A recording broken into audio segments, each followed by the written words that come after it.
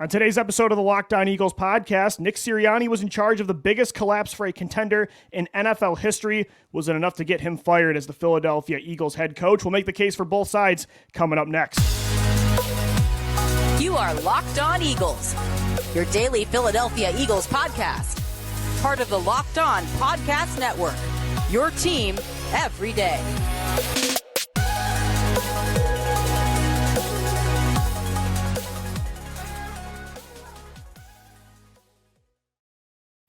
Welcome in, Eagles fans. I'm Louie DiBiase, co-host of the Locked On Eagles podcast, Eagles content as well, over on Bleacher Report, joined as always by my co-host Gino Camilleri. Also on Bleacher Report, he's a scouting and director extraordinaire. On today's Locked On Eagles, I'm going to make the case for why Nick Sirianni should be fired. Gino's going to make the case for why he shouldn't be. By the end of the show, we'll come together and tell you if we personally feel like he should lose his job and what we think the Eagles will actually do. Thanks so much for making Locked On Eagles your first listen each and every day. Today's episode is brought to you by Jase Medical. Empower yourself when you purchase a Jase case, providing you with a personal supply of 5 antibiotics that treat over 50 infections. Get yours today at jasemedical.com. Use our promo code LOCKEDON in all capital letters to get $20 off your order. That's jasemedical.com, J-A-S-E medical.com. Gino, the Eagles have a huge decision to make, and it's going to be coming up soon. Jeffery Lurie has not met with Nick Sirianni yet. We saw the report today that Howie Roseman and Sirianni are out looking for potential coordinators. So this is a decision that I don't think is as guaranteed one way or the other as some may have thought during the season and then at the end of the season. It's a tough one, and I think it's even a more difficult decision to make than what they did with Doug Peterson after 2020. Today during locker cleanout, a lot of the players gave support to Nick Sirianni, and that's good to hear. Yeah. I mean, there was a lot of reporting that there's been friction in the locker room between the players, between the head coach. We'll see. Jeffery Lurie, as I have said on this show, is the judge, jury, and executioner, and you made a great point that Doug Peterson, the intention wasn't that he was going to be fired after that terrible season in 2020. Yeah. Then he meets with Jeffery Lurie, and Jeffrey changes his mind, and that's how we get to where Nick Sirianni is. And it's going to be a difficult decision. Like you said, Lou, there's a lot of factors. His winning percentage. Now that he's going out and apparently looking for coordinators with Howie Roseman, that might play to his benefit as well. And at the same time, hearing guys like Fletcher Cox sound off that they would support him being the head coach.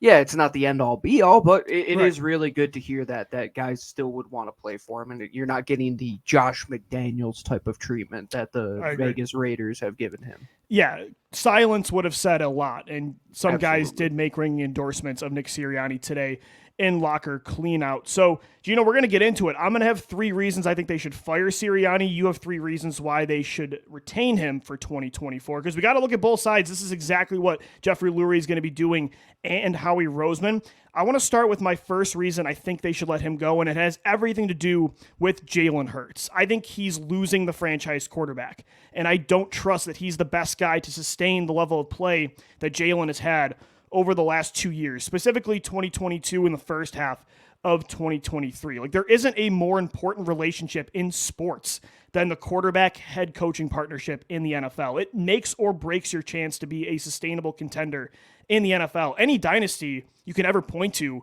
is kind of a 2-man dynasty in NFL history. And you look at Jalen Hurts not denying that ESPN report that he wasn't happy with the offense, and I don't think he should have been happy. I don't think he should have denied that report. He didn't really endorse Sirianni after the Tampa Bay game when he was asked directly about his job status.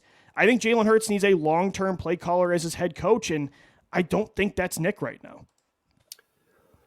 It's a very good point what you're saying, that Jalen Hurts ultimately is the Philadelphia Eagles to a degree, because you are what your quarterback is, and that's the National Football League. And the thing about it, and I think this kind of leads right into my point, is, well, when he's presenting to Jeffrey, hey, I brought in Shane the first time around. I made the right decision. It's a good point. I might have slipped up on Brian Johnson, but I had Shane Steichen in this building. Give me one more chance, right? And the discussion is going to be, how are you going to help Jalen? It has to be a man-to-man conversation. Jalen, what are you comfortable with? Now Nick goes and takes that information. He then scouts all of these guys that we will be talking about over the next couple weeks or so, especially if they overhaul and do fire Nick Sirianni. But I'm sure that they're going to bring in new coordinators. But then he has to mesh those concepts with what that coordinator does, what he does well, with what your quarterback does well. Are you going to go out there and get a guy like Greg Roman? No, I don't think so. You're going to have to find somebody that does what Shane Steichen did to a degree better than what Brian Johnson did. And you have to believe that Jeffery Lurie would give him another chance if that is the case. Because if he was the play caller, I think the decision would be made already that he is out the door, because you have seen the decrease in play with Shane Steichen leaving the building. Who is the new play caller? That person, they have to be held accountable. But he didn't do that. He is the quote-unquote CEO head coach. Can he bring in somebody else to lead those troops? Can he bring in that General Patton to lead his offense? No, for sure. And that actually leads into my next point about why I think they should let him go. It's because Nick Sirianni is not a play caller, although he seems, apparently, according to that ESPN story, to butt in at times.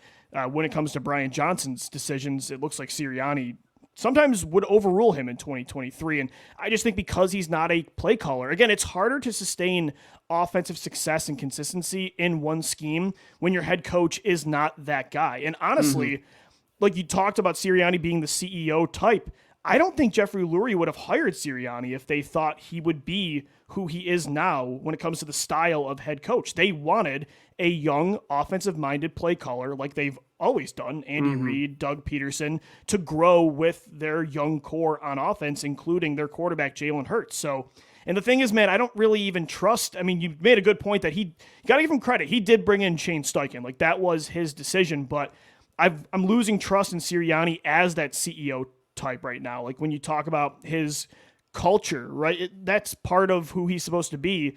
Since he's not a play caller, you got to focus more on things like culture. And that team, after that San Francisco game, lost their fight. Like, they pointed fingers. They talked to the media both publicly and anonymously.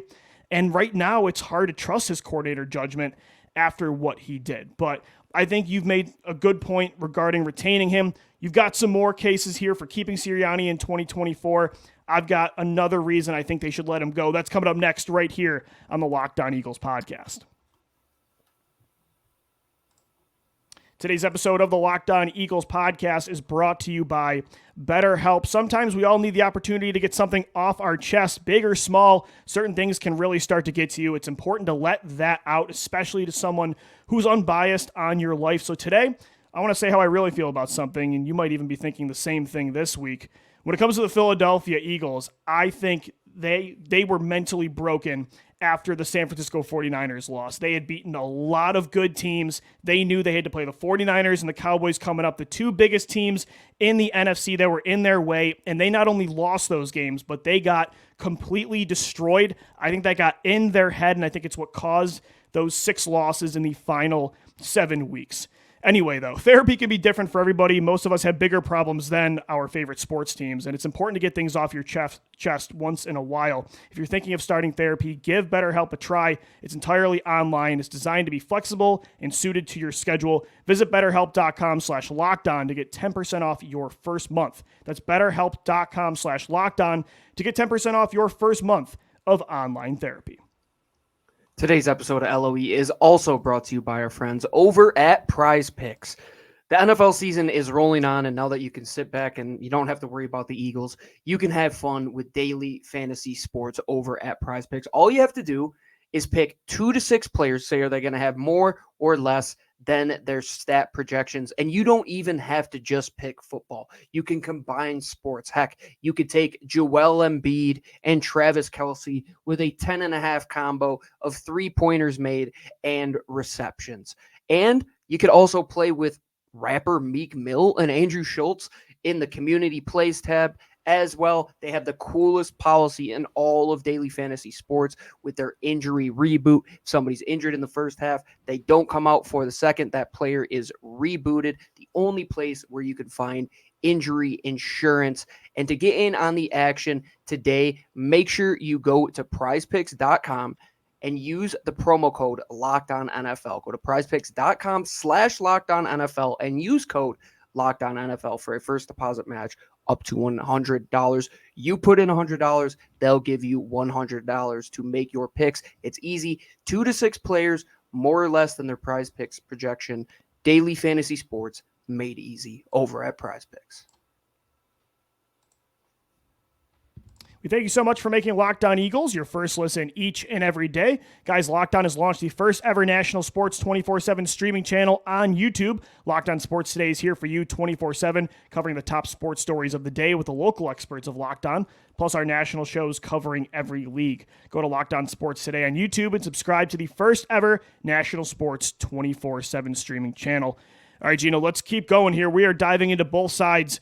Both decisions that Jeffery Lurie and Howie Roseman could make to fire or not to fire head coach Nick Sirianni. Segment 1, we made a couple cases why I think he should be fired. I don't think him being a play caller helps his case. I think Jalen Hurts and him, the relationship feels like it's a little bit strained right now. But you made one good point about he did pick the right coordinators when he came in. So it's not like he's totally inept in that way as the CEO type of head coach. What's another reason you feel like the Eagles could keep him next year? The next 2 points I'm going to play specifically to Howie Roseman. Okay. And when they're in that room, Nick Sirianni has to get it across that I think my second point will resonate more with who Howie Roseman truly is. Mm-hmm. But Nick Sirianni, he has to sit there and say, Howie, just like you, I've been there when this team has been bad.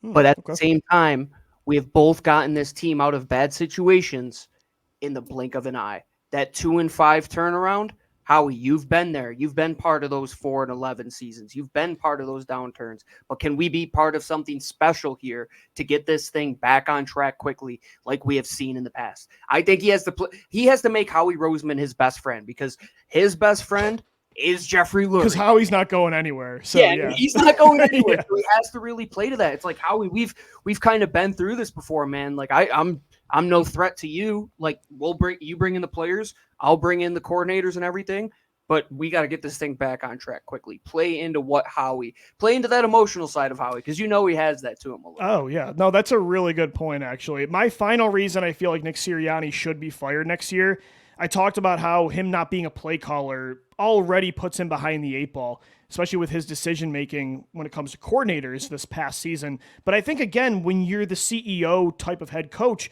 the focus of your other responsibilities are going to be under a microscope. And I think they should be for all head coaches, but, Gino, I think you'd probably agree the Sean McVays of the world, the Kyle Shanahans, these offensive minds that have this play-calling reputation, wouldn't you agree normally, most of the time, like that is the focal point of, like, when people judge them, that is what they judge them off of? Absolutely. And yeah, you even look though it's at, not fair. No, it definitely isn't, because that's their baby. And you look at the Chargers situation when Brandon Staley was there. You talked about their defense, and their defense was so bad. Then you get into the microcosmic breakdown of how bad he is at time management and all those things, where I see your point where that's what Nick Sirianni is going to be judged on, is just those things alone. Yeah, it's even more important. Because you have to be plays. better situationally. I see exactly what you're saying. And when you look at those other areas, like aggressiveness, that was terrible this year. Mm-hmm. There were so many opportunities, I think, on 3rd and short, 4th down, where they're punting or they're settling for field goals. It just looks like he just kind of lost. I don't know if he lost trust in his players this year compared to last year, but the confidence was not there in money situations as much. It didn't feel like he trusted the red zone offense. And I think a lot of that has to do with him and Brian Johnson didn't have solutions. So they just kind of took the safe way out a lot this year. Yeah. And that's something Jeffery Lurie does not want in a head coach. It's not a coincidence that most of his head coaches had an aggressive background, and so did Sirianni. I mean, last year they went for it on 4th down a ton. And this year they still did, but there were just too many times where they were punting or they were settling for a field goal, or even their play calling on 3rd and 4th down were very head scratching. So there's that part. The logic behind a lot of these game plans didn't make much sense. He didn't try to fix things with new ideas. And the other part is Nick Sirianni, what we used to give him credit for was he was a developer of young talent who really got better on either side of the ball this year. Not a lot of their young players improved as the year went on. If anything, a lot of the young guys got worse and worse. So I think the other areas of responsibility for a head coach that Nick it's more important because he's not calling plays. I think he failed at this year. he almost feels to me more like a college head coach. Sure. To a degree, Yeah. Where it's like the major responsibility for most. I look at Oregon, for example. You look at Dan Lanning. Yes, he is a defensive guy, but he has Tosh Lupoy calling his defense. He has Will Stein calling his offense, and then he is the CEO. So everything when it comes to off the field issues with his players, when it comes to preparation, that's what you're getting judged on as that type of because head Gino, coach. you might let a head coach be a little bit worse in those areas if he's an elite play caller, but if you're not going to be a good play caller and not do it at all, you better be good at these other things, or else what are you even doing here? Yeah, you better be fantastic at that. Yeah. Like in your area of what you do, you have to be the best coach at that exactly. And if you are not, which we have seen at times, and I'm playing devil's advocate to my own argument here, but no, I'm with you to that extent. And I can't make a point to counteract what recently has happened. So that's what he's going to have to go into into that room and say, all right, Jeffrey, I could find a way out of what happened. And I think you kind of trumped me with that one. But I do have one last one. I was going to say, give me one last pitch. That really is like, it could be the ultimate trump card for Nick Sirianni. It's more to Howie, but it's to Jeffrey and everybody. Okay. You guys have had Chip Kelly. You've had the dictator head coach. Yes, Bill Belichick is out there. Yeah. Howie, do you want to go back to the corner? Ooh, I'm not a threat to you. Your ideas here are trying to trigger Howie Roseman, and I like it. You're going for his but you have to and play his to how he is. You have to, Lou. You have to say, Howie, I am no threat to take any power. I love it. You try to butter him all. up first, and if it doesn't work, it's like, all right, I'm going for his PTSD. Yeah, I mean, Lou, what are the other arguments that he's going to make that none of the other head coaches? I like it, man. I don't disagree. Chip Kelly or Doug Peterson couldn't have made in that room, right? Like they've all pitched the coordinator change. See, I didn't think these at all. I love the creativity of your pitch. It's great. And if I'm Nick, it's like, Jeffrey, do you really want one guy to have all of the power? Or do you still, that he's involved? They're terrified of that. That's why they're so involved, because they said never again after Chip Kelly. Yes. So me, Nick Sirianni, you guys don't have anything to worry about. I will take care of the coaching. You can have some input, but you just let it. I'm not a threat to you at all. I don't want to be Chip Kelly. Heck, I don't even want to be Doug Peterson. I want to be Nick Sirianni. You could take me for another year, see how it goes after that. But if I'm trying to stay around, I'm trying to play to what Howie Roseman, where he is weak, man. And he's weak in those areas that are sentimental to him. And like you're saying, you probably didn't think about these, and I was trying to think outside the box with them, because what are you going to present? I mean, Andy Reid presented the young quarterback Donovan McNabb argument. We have already seen that. Chip Kelly has presented the scheme over player argument. Mm-hmm. Doug Peterson has presented the player over scheme argument. What now are you going to present that's new to Jeffery Lurie and Howie Roseman? You have to get creative. I agree. And I think it hints at how you truly feel. We played both sides. Now we're going to get into what we would do as Lurie and Roseman personally, and then what we think they will ultimately decide on the future of head coach Nick Sirianni. That's coming up next right here on Locked On Eagles. Today's episode of the Locked On Eagles podcast is brought to you by Jase Medical. I know we come to sports to escape from some of the crazy realities of real life, but let's talk just for a minute about preparing for real life. According to the FDA, pharmacies are running out of antibiotics right in the middle of the worst flu season in over a decade. I know a lot of people that are getting sick right now. That's scary. Can't imagine a more helpless feeling than one of my family members getting sick while a supply chain issue kept them from life-saving medication. Or I live in Buffalo, New York right now. We've had a blizzard all week. I've been stuck in my apartment. Thankfully, we'll be okay because of Jase Medical. The Jase case is a pack of 5 different antibiotics to treat a long list of bacterial illnesses, including UTIs, respiratory infections, sinusitis, skin infections, among others. This stuff could happen to any of us. So visit jasemedical.com and complete your physician encounter. It will be reviewed by a board-certified physician, and your medication will then be dispensed by a licensed pharmacy at a fraction of the regular cost. It's never been more important to be prepared than today. So go to jasemedical.com and use our offer code LOCKEDON, capital L in that promo code, to get $20 off your order. Once again, jasemedical.com, use our promo code LOCKEDON to get $20 off your order. Thanks so much for making Locked On Eagles your first listen each and every day. On today's show, we're talking about Nick Sirianni's future, to fire or not to fire. I feel like we both made a good pitch, Gino, as to why he could be let go or he could be retained. And we did see that report earlier today that Sirianni and Howie Roseman, they're out there right now talking to available coaches, potentially for open coordinator spots. So that's pretty promising for Nick in his future if he wants to keep this head coaching job, which, unlike Doug Peterson after 2020, I don't think Nick's checked out. He wants to be the guy heading into year 4. However, he has not met with Jeffery Lurie yet, and that was the difference. They thought they were going to keep Doug Peterson after 2020, and then Lurie met with Doug. He heard Peterson's plan at the coordinator positions and ultimately decided to part ways. So I think they're going to give him one more year to fix this, to hire new coordinators, to see improved defensive personnel. They were at one point 10-1 this calendar year, but I personally would move on, Gino. I can't unsee the biggest collapse in NFL history. What say you?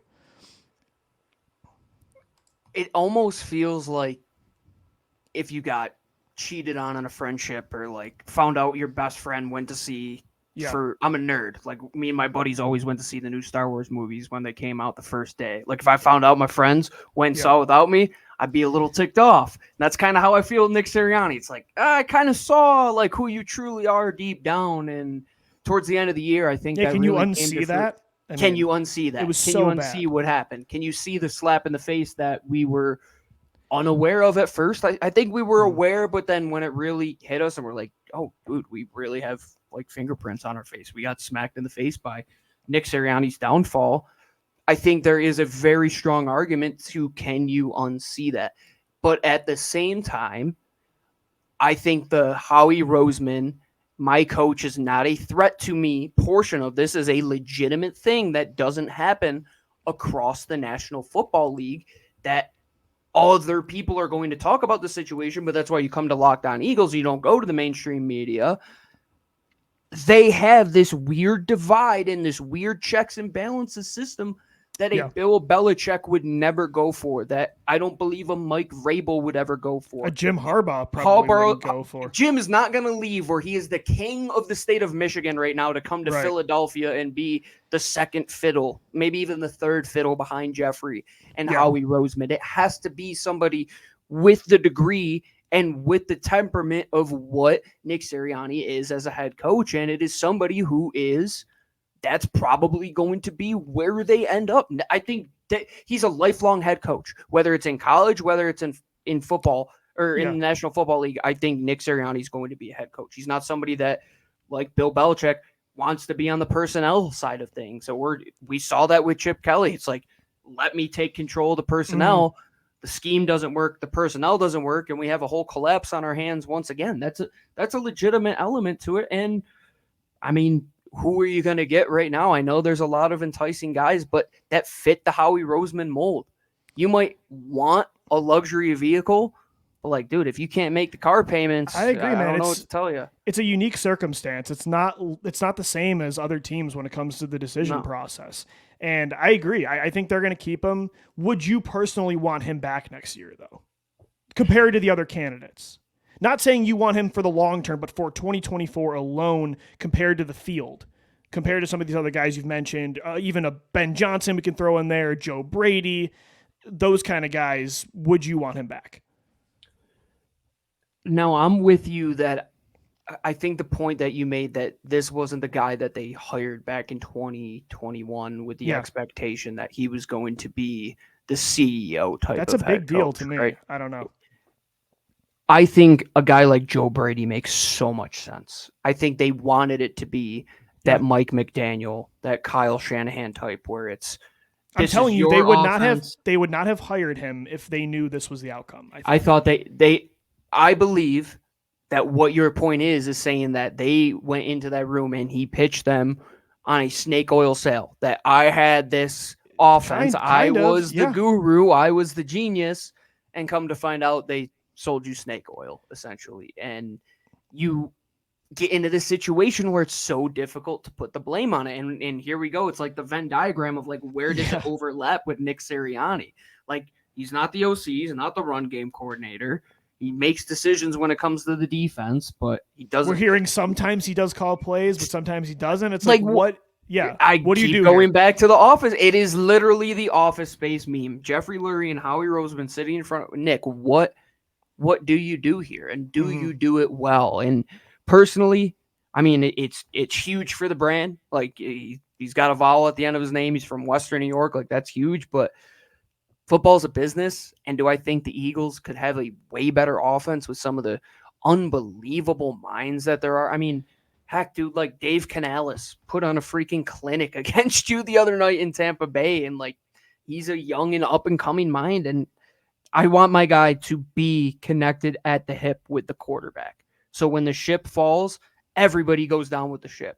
Because right now it's Howie and Jalen are connected. Like that's the connection right now. Yeah, and they're not going anywhere. Doug Peterson made the decision to put Jalen Hurts in that football game. It wasn't Nick Sirianni. Nick Sirianni had to sign on to want to be with Jalen Hurts. That's the thing. Sure.